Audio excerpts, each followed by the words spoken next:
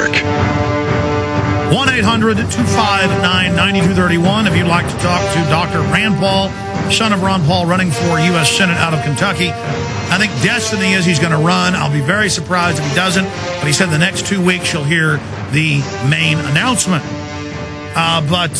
Dr. Rand Paul, let's go over the most important issues right now. I was asking you during the break what you think is most important, and you made the point that they did it. That the private Federal Reserve made this debt. They created this system, and you went back to Andrew Jackson. Go over that. Well, the interesting thing is that I think the two are always linked, and particularly when people try to sort of make us outside the mainstream about talking about the Fed, is I say the Fed is the debt. The way we pay for the debt is by monetizing it, printing new money, and they go hand in hand. Because we have a large debt, we give up a lot of control and power to the Federal Reserve that we wouldn't have to do if we didn't run a large debt. So they're two sides of the same coin. In fact, when Andrew Jackson ran hard against the second bank, he said the national debt is not a national blessing but a national curse, inasmuch it is calculated to gather around the administration a moneyed aristocracy keen and dangerous to the republic.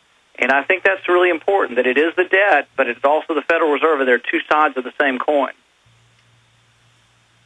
Well, really, the fight against the private offshore central banks has been the perpetual fight since before this country was even born, from the moment it was conceived, right through the 7 years of revolutionary conflict against the British Crown until today.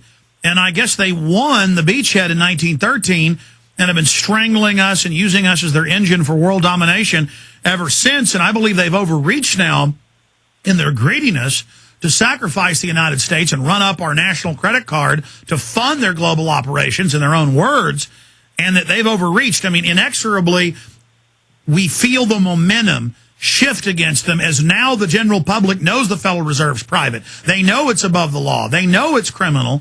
And now it's not just your father getting in the face of Bernanke or Greenspan. Now it's the majority of the congressmen and senators. Now it's the pundits. These guys are more and more on the run, and we feel the momentum, the pendulum, shifting directions. Do you see that? Do you feel that, Dr. Paul? Yeah, I think one of the most amazing things, and one thing we can take great solace in after this election, is that the last time Bernanke was on with my father in the committee, you can truly see fear in his eyes. They are afraid that there will be oversight of the Federal Reserve, the first major oversight or change in the legislation since it originated in 1913, and they fear it. They've hired $1 million lobbyist. The lobbyist that used to be the lobbyist for Enron is now going to be the lobbyist for the Fed, and they are fearful that they are losing the momentum and there could actually be a real audit. They're going to pull out every stop, though. They're openly threatened Congress, as you know, with physical martial law last October. We had the congressman here on air. People couldn't believe it. And now they're writing articles going, yes, no, there will be martial law if you don't do whatever we say. And if you ever audit the Fed, there's going to be a depression. So, I mean, this is literally a gun to our head saying if you ask too many questions, bang, your economy's dead. Is that not financial terrorism, Dr. Paul? Well, they're also threatening. They say, if you audit the Fed, that will raise interest rates. Well, looking at the numbers and transparency does nothing to the interest rates or even really to their policy. Well, we want them not to have this expansionist policy of easy credit and easy money and low interest rates. Just looking at their books does nothing to change their policy. So an audit's a good first step, but they're already complaining, saying an audit will control their monetary policy. And I wish it were so, but the audit's only the first step forward. But you can see how they truly fear transparency.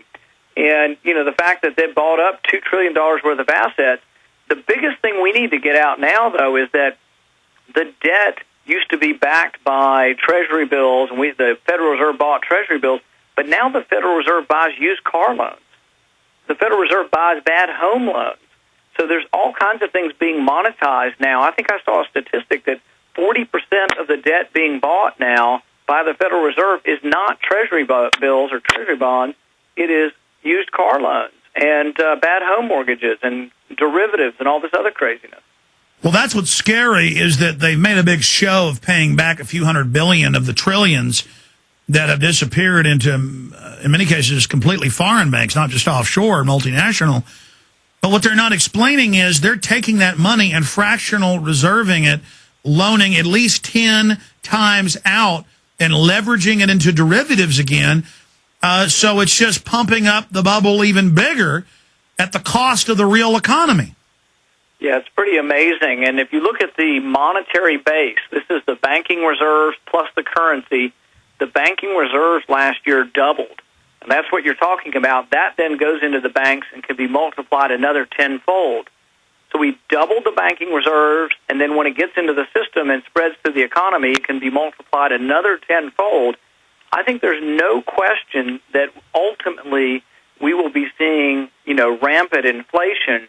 And that's what I tell people in this election. I tell the Republicans, I say, look, you want someone like me who can directly draw the debt and say how debt hurts the working class and debt hurts those on fixed incomes, because that's the Democrats usually say, oh, we'll give a handout to those people, and that way we can buy their votes. But I think we have a message, too, that appeals to people. We say, look, the debt causes inflation. High prices hurt those who are least able to afford the rising prices, and we're going to help you. We're going to help you not by giving you a handout. We're going to help you by limiting the debt and correcting inflation. Well, Dr. Paul, look at the system these bankers create worldwide, a system of dependency, a system of bankrupting societies, creating debt bubbles so big that when they implode, it's a black hole. There's no way to physically pay it back, creating fiat currency and liquidity at many multiples above all the real resources and actual assets in the world. And then they destroy the economy so bad, their argument is, well, you've got to give 90% of your taxes to us in interest on the debt, but we'll give you the 10% in government jobs and government contracts to corporations into welfare. So they give us the crumbs off the table. That's what we've got to explain to the poor people is this is a scam. Of the $23.7 trillion Bloomberg and AP report they've stolen in 10 months, 23+ trillion. You're talking about a few $100 billion of chicken feed that's been actually given to domestic population. So this isn't even really socialism when Newsweek has that headline saying we're all socialists now. Isn't this more akin to fascism? Well, exactly right. And then you look at, in one of the most galling and glaring episodes, we gave AIG $180 billion, and then we also gave most of their, multi-millionaire executives, we gave them retention bonuses for doing such a great job with their company. I think that kind of thing really galls the public. And the interesting thing in a Republican primary is that I haven't seen good statistics on this, but I can tell you from being out on the stump for 3 or 4 months, 80 to 90% or more Republican primary voters are against the bank bailout. I'll bet you 60 to 70% of Democrats are against it. So as I go around Kentucky, I say, look, I would have voted against this bailout. I've been talking about it for almost a year now, and you get to choose. You get to choose a Republican to be your nominee, and do you want somebody who voted for the bailout? Over half the Republican leadership did, and you've got to decide which direction your party takes. And I think the message is resonating. I worried at first that Republicans would be upset to hear some chastisement of their people, but I think most of them, 2/3 of them were voting against McCain as their nominee. So quite a few Republicans are more conservative than what they're getting out of Washington. Well, look at Rick Perry and other governors who are clearly globalist. They've been jumping on the bandwagon, talking about secession and fight the New World Order. It's like they're Alex Jones or something.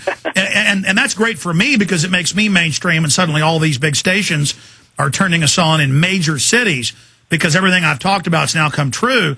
But really, they're only paying lip service. We need real McCoys like Ron Paul and Rand Paul and others who actually have a record and who have spent their whole lives voting and speaking and fighting for true freedom. And so now is the time for people to support folks like yourself. What can people do now? I mean, obviously, once you announce in 2 weeks, the real momentum will kick in. What can they do today to make sure you make that right decision to run for Senate out of Kentucky? Well, I told you earlier, Alex, last time I was on your show, your listeners shut down my website because they overdid it. We had to buy a bigger server. So we want your listeners to go and test out my website to see if they can overtax it.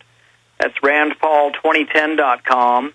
The other thing they can do is we're taking pledges for a money bomb, and that website is runrandrun.com, and we're hoping to get 10,000 people that would give $100 on one day. If we raise $1 million in one day, which I think it's possible, if we did that, it completely transforms my race. It completely makes us really the lead dog in the race and makes us the one to beat. It puts us on the map for the rest of the election. We don't have to struggle month in and month out to see if they'll still include us because of our fundraising. We get all that front end loaded on August 20th. Absolutely. Amazing what we could do. And then that makes the media say, oh, Rand Paul would be great, and his dad's, really popular, but he can't raise that type of money. That makes you a major contender and makes Kentucky media pay attention to you. And then it's a multiplier. You get $1 million, you get $20 million in free coverage in Kentucky.